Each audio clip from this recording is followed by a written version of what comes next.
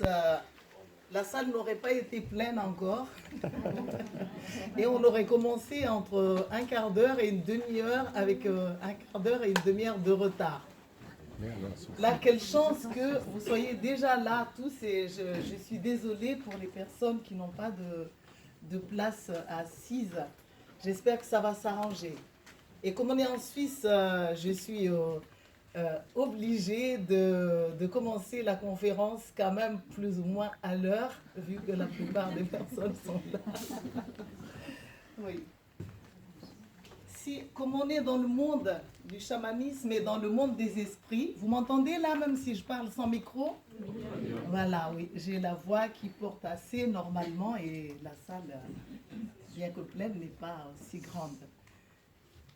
Si nous étions vraiment dans une pratique chamanique, je n'aurais pas commencé l'introduction par vous saluer et vous souhaiter la bienvenue, même si vous m'êtes très chers en tant que mes frères et mes sœurs.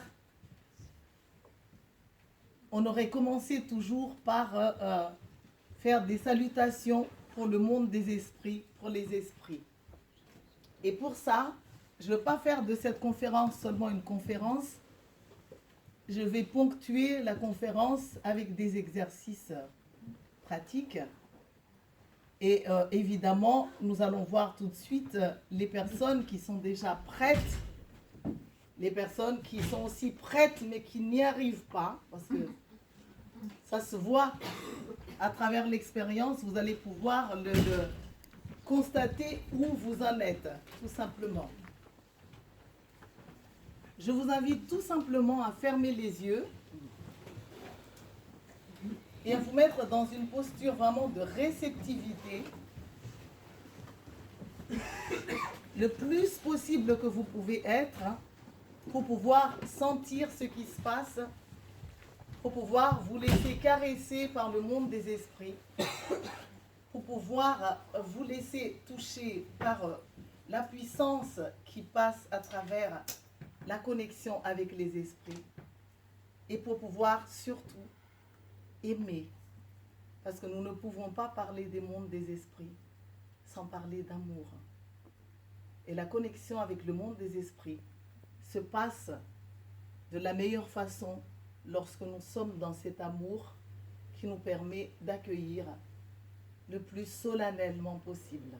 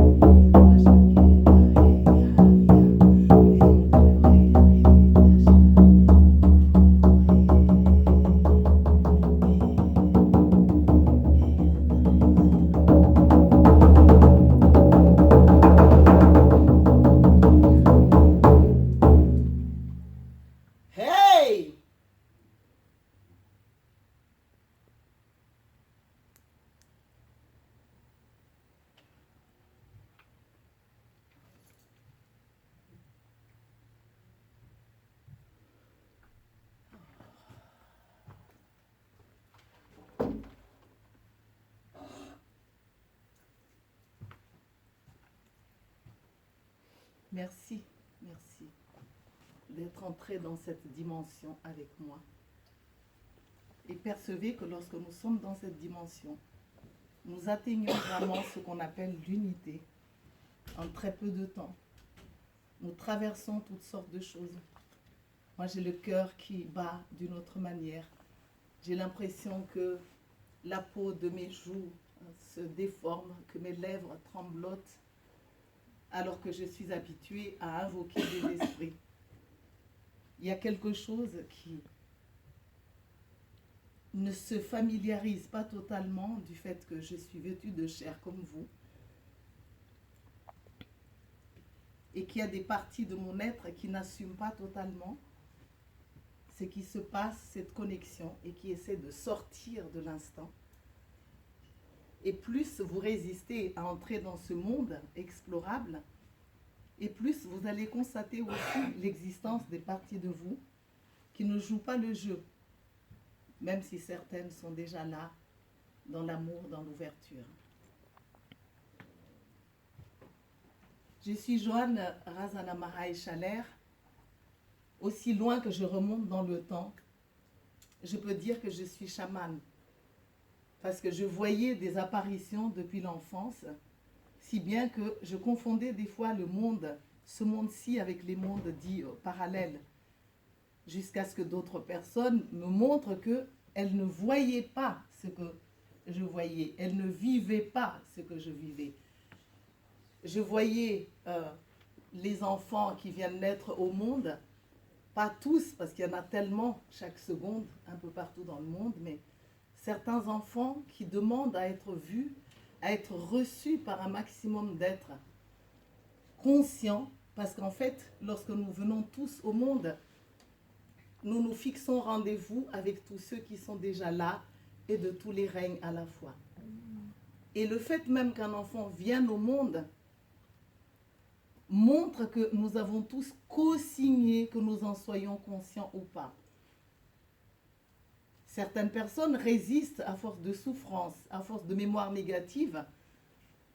Et du coup, ça donne des êtres qui font souffrir les nouveau-nés parce que par leur indifférence ou par ignorance, malgré qu'à un niveau profond, ils ont signé, ça se manifeste sous forme de résistance et des fois même, c'est ça qui amène des accouchements à ne pas bien se dérouler. Ce n'est pas toujours parce que la mère ou le père ne sont pas ouverts, mais il y a la société, il y a nos parties inconscientes qui jouent dans les naissances de tous les êtres. Et nos indifférences jouent dans les énergies, nos absences, nos manques de foi, nos manques d'amour. Je voyais également depuis l'enfance les êtres qui vont mourir. Et j'ai découvert que nous pouvons être déjà sur le chemin de la mort à des pourcentages divers. Et ceci dit, même pour moi-même, dans mes facettes décentrées, mes facettes rebelles, je capte mes facettes, mes propres facettes, qui peuvent déjà co-signer pour la mort. Et des fois, c'est très émouvant pour moi-même, mais aussi pour vous, pour nous tous, parce que ça nous met dans une telle impuissance en nous faisant comprendre que la seule façon d'arrêter, c'est de parvenir à entrer dans la paix, dans l'amour et dans l'acceptation de tout ce que nous sommes, dans la vision qu'il n'y a rien qui se fait par hasard, tout vient de scénarios de vie et nous faisons nous-mêmes nos scénarios avant de naître, même si nous pouvons changer quelque chose une fois sur place. Avant d'aller un petit peu plus loin dans ces facettes qui peuvent jouer à contresens de la mort ou à contresens de la naissance, j'ai envie d'amener déjà l'information suivante. C'est qu'en fait, nous sommes tous, et depuis toujours, accompagnés par des esprits. Ces esprits vivent dans divers mondes. Ces esprits sont les guides spirituels, les anges, les ancêtres. Certains ancêtres rejoignent les étoiles, disent les gens des peuples premiers, et certains autres ancêtres rejoignent le monde des animaux totems, qui est un monde d'en bas, je vais en parler tout à l'heure, selon certaines traditions chamaniques. Et ce qui nous montre que quand on s'attache à en haut, des fois c'est à tort, parce que en haut, c'est aussi en bas. Le bas fait partie du haut, le haut fait partie du bas, et je vais vous présenter plusieurs mondes tout à l'heure. Et donc, nous sommes également accompagnés depuis toujours par des esprits de la nature.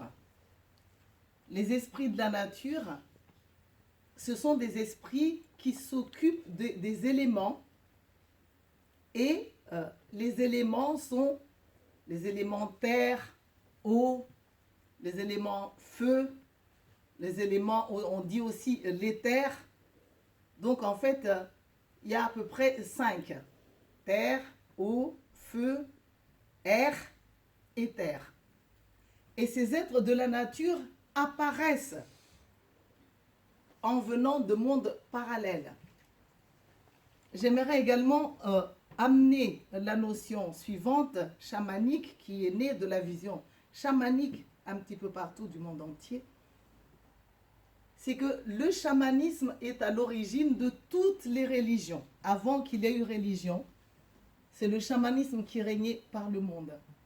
Et d'ailleurs, on garde encore des outils chamaniques dans les églises, jusqu'aux vêtements des prêtres, le fait de se vêtir d'un autre vêtement avant de cérémonier, pour bien montrer qu'on assume notre propre pouvoir et qu'on assume le fait d'être affilié aux esprits.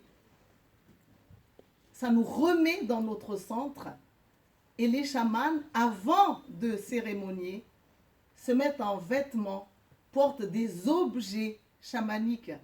Et pour se mettre des objets, ou même pour porter des plumes aujourd'hui dans notre société où nous vivons à la dure, ça demande vraiment beaucoup de travail sur soi. Parce que beaucoup parlent de liberté, mais très peu d'entre nous sont réellement devenus libres. Parce qu'il y en a même, pour porter ma coiffe, mes plumes, de l'entrée seulement jusqu'ici, ça va être vraiment la mer à boire. Certaines personnes osent déjà. D'ailleurs, ce n'est pas pour faire, mais quand je vous regarde dans la salle, beaucoup sont encore classiques, même les personnes qui ont déjà fait des démarches chamaniques d'ailleurs, comme si à l'idée de porter une plume sur la tête, une couronne de fleurs qui nous relie au monde des esprits, c'est trop se déclarer appartenir à des choses bizarres. Donc on a encore cet attachement de certaines facettes de nous qui prédominent, qui nous convainc que nous devons être classiques. En fait, on est toujours en train de convaincre la société conformiste. On est toujours en train de se déclarer faire partie de la société conformiste, matérialiste, plutôt que d'oser se déclarer appartenir au monde des esprits. Comme vous voyez, le choix est déjà fait. Il a été fait peut-être de manière inconsciente, mais le fait que j'en parle nous redonne de nouvelles chances à l'avenir. Peut-être que dans une nouvelle salle, je veux tous vous voir avec des plumes. Alors, on retrouve l'utilisation d'encens pour purifier la salle, pour élever, pour montrer la fumée qui montre qu'on s'élève vers le ciel, parce que la fumée monte vers le ciel. L'allumage de bougies qui correspondent à l'allumage du feu sacré, avant de faire des rituels. Jusqu'à la notion du Père Noël, ce symbole du Père Noël avec les reines qui conduisent donc le chariot, les cadeaux, c'est du chamanisme pur. C'est le chaman qui voyage à la recherche de recettes de santé, de bien-être, de bonheur pour tous les enfants que nous sommes. Le renne, c'est un des animaux totems. Comme la ville de Berne est symbolisée par l'ours. Comme vous voyez, Genève, c'est un petit peu l'aigle. Et ici, ça porte le nom de l'aigle. Alors, on pourrait dire que ça vient du nom d'un être humain, mais si on remonte un peu plus loin, cet être humain porte le nom d'aigle pour des raisons précises au niveau ancestral. Parce qu'à des époques, on affiliait les enfants qui naissent à des forces chamaniques, à des puissances chamaniques, à des esprits totems, à des animaux totems. Et il n'y a aucun danger à savoir que nous sommes accompagnés d'esprits. Au contraire, ça nous enrichit et ce qui nous rend ternes, fatigués, malades, c'est justement le fait de résister à cette idée-là.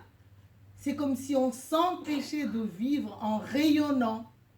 Et quand on ne rayonne pas, alors on avance tout petit, tout petit, tout petit et on vit dans des peurs, dans des dépendances et on finit par se contrôler. Voyons voir qu'est-ce qu'un tel va faire, voyons voir qu'est-ce qu'un tel va faire et on entre dans un monde trop petit pour nous, pour ce que nous sommes. Le chamanisme est également la mère de la naturopathie. Parce que pour un chaman, lorsque quelqu'un est décentré, est malade ou a des maladies psychotiques, ces maladies qui sont tout simplement, qui symbolisent que le canal médiumnique de la personne est ouverte et que des esprits demandent à fusionner avec l'être, mais comme ça nous fait peur, ça nous résiste, on ne permet pas à ces êtres malades de pouvoir travailler sur leurs émotions et de pouvoir se relier de manière avec fierté avec le monde des esprits. Et du coup, la vague, on a du mal à rester dans la verticalité, ça fait perdre les esprits et ça peut même rendre fou. Et le chamanisme est là, propose pour toute personne malade, mal en point, qui ne trouve pas son chemin, de faire ce qu'on appelle des quêtes de vision. La quête de vision n'a rien à voir avec ce qui se passe dans la société, parce que quand on est malade, alors on s'agglutine en famille. Je ne veux pas quitter mon mari parce que je suis malade, le pauvre. C'est lui qui est le pauvre alors que c'est moi qui suis malade. Je ne peux pas abandonner mes enfants alors que je suis malade parce qu'ils vont être très malheureux. Ma famille n'acceptera jamais que je parte alors que je suis malade. C'est comme si je rajoute, elle préfère que je reste à la maison, quitte à ce que je meure. C'est terrible ce que nous faisons. Et dans le chamanisme, nous sommes fatigués, malades, décentrés, parce que nous avons perdu nos rêves. Nous avons perdu nos puissances d'être autres parce que nous sommes des êtres nés de l'esprit et de la matière en ayant tous été rêvés, même si nos patients et le monde, comme j'ai dit tout à l'heure, n'en est plus conscient aujourd'hui. Nous avons, pour ceux qui souffrent d'avoir des mauvais parents, le fait de savoir, d'apprendre que même ces mauvais parents nous ont quand même rêvé et que c'est parce qu'eux n'ont pas appris autre chose qu'ils ne savent pas nous accueillir avec amour, mais ils nous ont quand même rêvé. Si on pouvait dire ça à tous les enfants de la terre, ça nous enlèverait vraiment des tonnes de malheur à l'origine et de malheur à l'origine de nos déséquilibres. Parce que nous sommes aimés au-delà de la conscience d'amour. Parce que être aimé, c'est vivre. Déjà ça, c'est une très bonne information. Et quand on fait, donc on part faire une quête de vision, on va dire à sa famille, je ne suis pas bien, je suis malade, je me sens fatigué, je n'aime plus ce que je vis, je ne me sens pas bien dans ce monde. Soutenez-moi, mais je vais prendre du temps pour moi, je vais me relier au monde de la nature, je vais marcher pour contacter la force des arbres, je vais avancer pour sentir, percevoir la force de l'eau, je vais ouvrir les mains pour accueillir les forces des esprits, je vais contacter la terre pour contacter les élémentaux dans la terre, pieds nus, et en même temps, je vais réguler toutes ces forces, trop d'électricité, trop de magnétisme, qui m'emprisonnent et qui me polluent dans cette société. Et je veux faire beaucoup de choses pendant que je marche jusqu'à ce que je retrouve mes rêves. Si vous regardez bien, rien que le fait de marcher, qu'on y croit aux esprits ou pas, fait déjà énormément de bien. Donc en fait, nous résistons au bonheur parce que quelque part, nous sommes malheureux dans certains domaines ou certains autres. Et à notre insu, on ne se rend pas compte, mais on a déjà choisi quelque part de mourir. Et quand j'en parle, ça m'affecte parce que parce que je nous aime et parce que j'ai envie que chaque être humain se rappelle, retienne cette information que nous nous aimons et plus nous conscientisons cet amour, plus nous allons avancer avec plus de lumière. En fait, c'est pas la recette, c'est accepter la réalité d'être aimé, même à l'insu des gens, plutôt que d'accepter la réalité que je ne suis pas aimé, je suis ignoré, je suis abandonné, qui nous affaiblissent immédiatement.